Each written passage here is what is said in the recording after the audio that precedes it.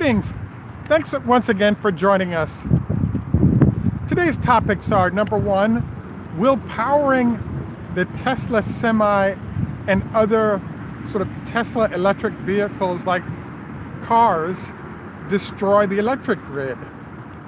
The second thing we cover today is our next installment of our options class. In particular, Tesla's stock price is rising while the rest of the market is falling. And the question is, why is that, and can that continue to occur? This is Greg for Tesla Fan Insight. Thanks once again for joining us. If this is your first time on our channel, please take time to like and subscribe. If you're a repeat visitor, welcome back. Now, I wanted to also note we're on Patreon and could use some support there. Those of you who are supportive of us in that vein, it's appreciated. But the more support we get, I think the better the job that we can do. Today, I will admit, it's a little windy and noisy, but it's also the most beautiful time of the year, as you can see behind me with all those beautiful trees transitioning. So I will speak up, and if you can't hear me, please say so, and I will make an attempt to adjust. But we do pick up some real beauty because of time of year that isn't around very often. So the first topic I wanted to cover today is the fact that there's a big question mark. For example, a Tesla semi-truck consumes the equivalent electricity to 3,400 homes in England. So this is a pretty big deal because that's a lot of homes, and number one, and number two, that's a lot of electricity. So what we did was we put the question to a senior executive at the major utility in Northern California called Pacific Gas and Electric, actually a buddy of mine who's been at PG&E for 25 years. I asked him, what did he think about the Tesla production of cars potentially destroying the grid or other problems. And he said to me, look, Greg, California has the highest density of electric vehicles in the United States, number one. He also indicated that there's another issue, which is that the governor, Jerry Brown, is forecasting that California will have between 4 and 5 million electric vehicles on the road by 2030. So I then asked him, well, can the grid handle trucks and cars grabbing that much electricity? And he said, he made a comment to me that said, hey, it is actually no problem. We've already upgraded our networks to handle the increased demand for electricity. So I wanted to just point this out, the fact that one of the Teslas don't work or won't work conclusions has been too much electricity demand and therefore not viable as a solution. And the conclusion is that it's known how much electricity both cars and trucks are going to use, and that there are upgrades going on to help address that. So I'm actually looking forward to further commentary from those who don't think this is going to work. But in fact, Tesla is part of the solution of providing solar city and battery packs, power walls, etc., that'll be a part of being the solution and the problem at the same time. So I think that there's an answer to that question. The next thing I wanted to ease into was we've been having a conversation about Tesla's stock price and options. I'm going to kind of break this into two sections today. The first part I wanted to review is an interesting problem, which is, as you've noticed, Tesla's stock price is continuing to rise while the market in general is continuing to fall. And the question is, why is that, and can it continue to occur? So I just wanted to point out that the answer to that question is something called PE ratio and implied PE ratio. What that means is that when you have a stock there is an interesting problem, which is how you get to the stock price is you multiply the amount of earnings the company has times its growth rate, and that tells you what the stock price is. So the higher the growth rate, the higher the earnings, the higher the stock price. Well, it turns out that Tesla didn't have any earnings before, but now they do. And when you multiply that growth rate by their earnings, it gives you an idea of what their PE ratio should be. Well, before their latest earnings announcement, it was an interesting situation because, I'm doing just that. Thanks for the suggestion on the cutting the wind with the car, which is exactly what I'm doing because that's where the wind's coming from. So what we're having happen here is Tesla all of a sudden goes from a 0 on the price earnings ratio analysis to actually having earnings, and those earnings are growing. And then when you add the fact that the number of cars sold is doubling annually, if not increasing by more than that, this suggests that the stock price is justified at higher levels. So Tesla is enjoying an increasing stock price while the market in general is falling because all those other companies had very high earnings, and their growth rate, for example, Apple, Facebook, Amazon, Google, all those companies are experiencing somewhat of a slowing in the growth pace of their earnings and revenue. And so therefore, their previous PE ratios were a little bit too high.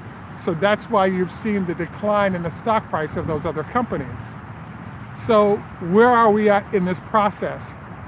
Well, the reason why I've asked you to read Peter Lynch's One Up on Wall Street is that one of the things he teaches you about is what are PE ratios and how do they come up with them, and therefore how large institutional money managers look at those PE ratios to determine what stock prices are appropriate. I just find it interesting right now because one of the things that's suggested is you look at the historical PE ratios of a company to determine where it's going. In the case of the Tesla, they weren't making Model 3s a year ago, you know, in large numbers, even 6 months ago. So all of a sudden, we have this new inflection of increase in sales of both cars, and the battery production continues to increase.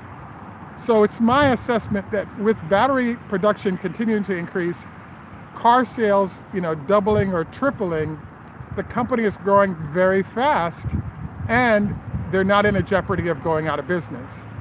Now, I just want to note this to you because what you're going to be able to do is kind of feel what the PE ratio should be and therefore what the stock price should be.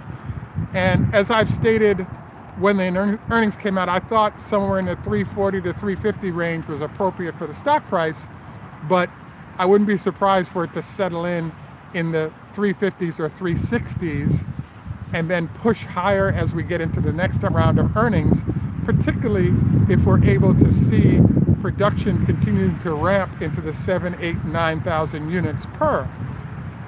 So I'm fascinated by the circumstance we're in because it's exciting to see the company do well. It's exciting to see their contribution to a better planet continue. And therefore, it's also great to see the stock price rising.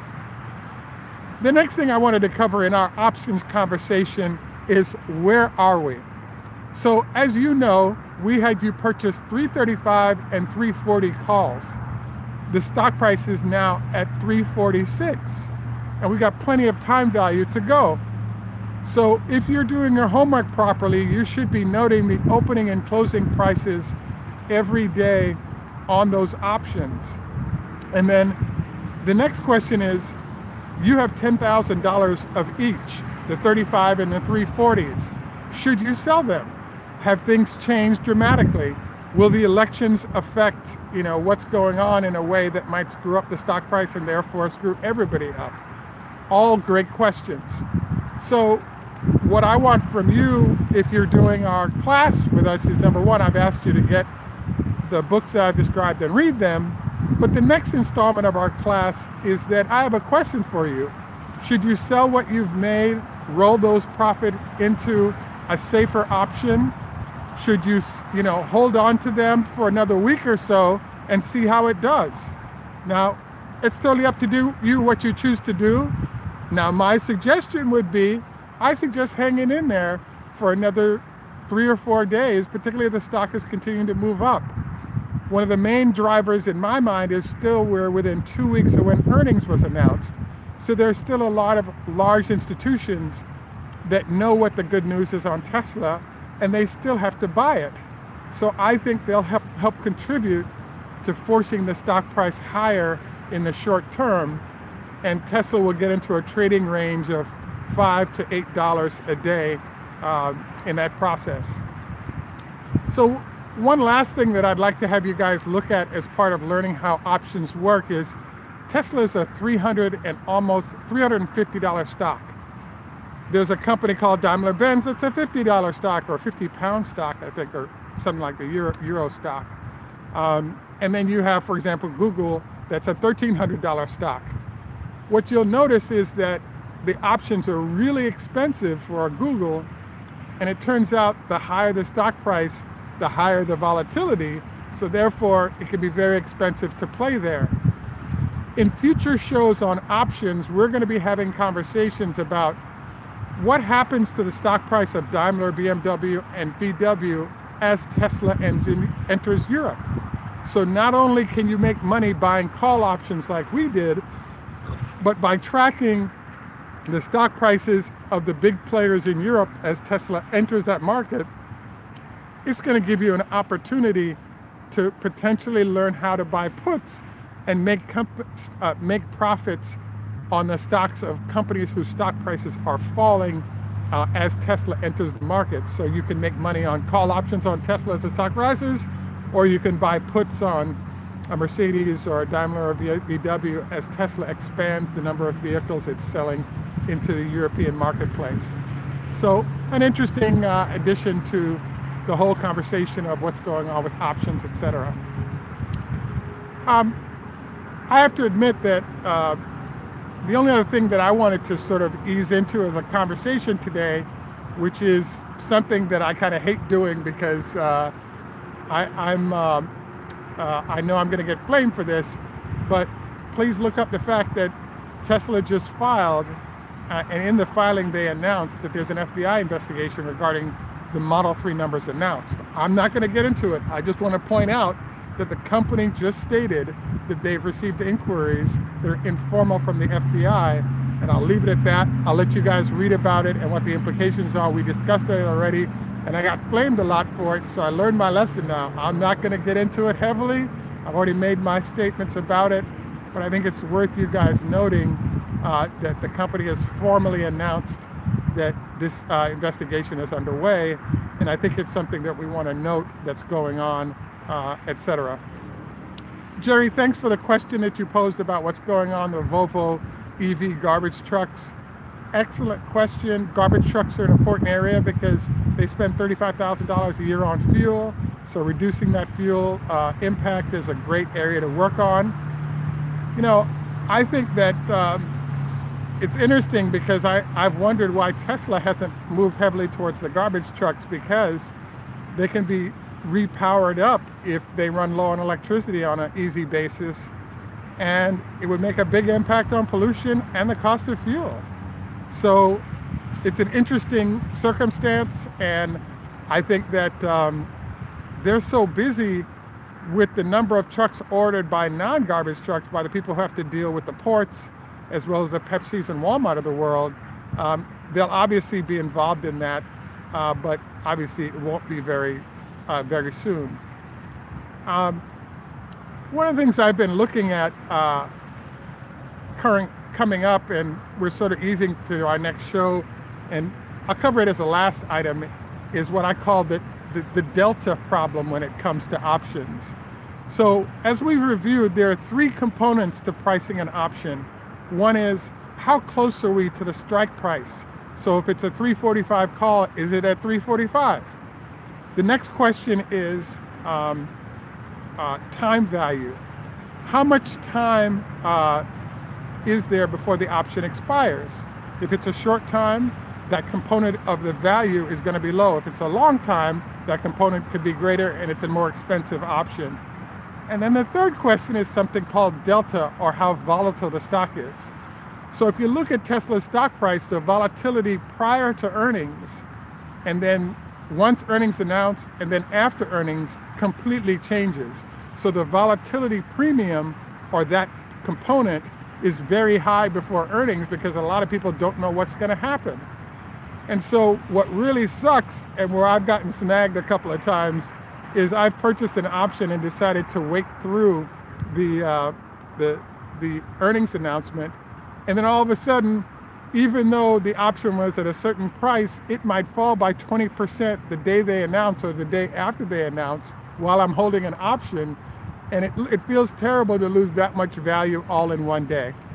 So I just wanted to note that understanding how delta or volatility can affect the price of your option is a big deal, and something worth noting, worth taking time to understand and reading about. The next thing, finally I wanted to cover is the fact that in our next show, we're going to be taking a look at Forbes and some of the other naysayers regarding the semi-truck.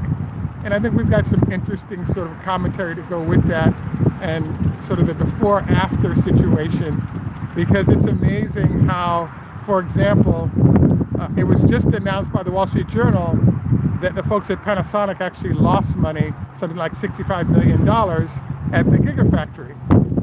Now, the issue with that $65 million loss is while Tesla's making money, the gigafactory is losing money. And in our next show, we're specifically going to focus on the gigafactory and the relationship with Panasonic and those losses, because it's an interesting situation to see how the two of them work.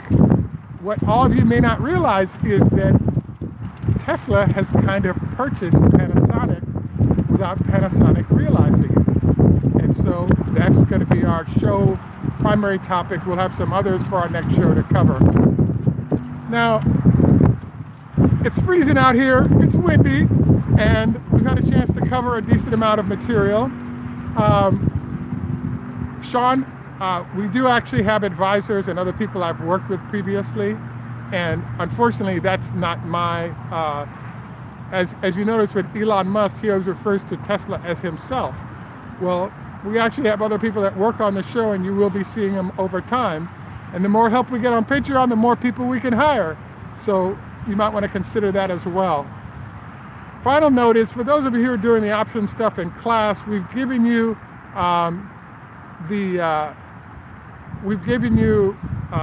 info about the 2 books you should read. We've also encouraged you to send us a note on Facebook with your email address so we can update you on the class. Want to highly encourage you to do the homework. That way you don't have to ask questions that were in the homework or in the video already. For example, how options are priced is one of the things we covered in the last show, so I expect you to have remembered that. So, at any rate, wow, Donovan, Jonathan Bratt, Sean Henry, thank you all for taking time. Jerry, I saw you in there in terms of your comments as well. That's also appreciated. I know you guys are busy on a Saturday, and I appreciate you taking time out to join us. My final suggestion today came from, I spent some time with a neuroscientist at the NIH today, and he indicated to me that as a neuroscientist, one of the things he recommended is, as you age, by playing instruments or going dancing while listening to music and other techniques like this, helps to keep your brain active. And so by doing so, you help to keep your mental and physical activity going. I did my 20 leg lifts as we've discussed previously today. I got to go take my multi right now. Just a reminder, always don't go to bed within 2 hours of eating, but preferably 4 hours. Highly recommended. Jerry, thanks for the comment regarding the garbage trucks. I doubt they'll get here, but I doubt they'll get here because they have so much good competition before they do, but it is possible. Any rate, I wanted to thank you once again for joining us. Thank you, Mr. Moore, for the comments on options. You can make money in many different ways. You just have to have an appetite for riskier situations if you really want to do that. So I look forward to your comments via personal messenger on Facebook at Tesla Fan Insight on Facebook. And I just wanted to say in German, tschüss, French, au revoir, Hebrew, lehitraot, Farsi, choda hafez, and ciao, that's a good one, adios, and farvel, Dutch. I wanted to thank you all once again. Look forward to you guys commenting. The comments you've shared on here have been great. We'd love to have those also, comments showing up, and also suggestions on show ideas or ways we could improve is always helpful. This is Greg for Tesla Fan Insight. In Jamaica, we say, "Enough respect, walk good man," and thank you for joining us.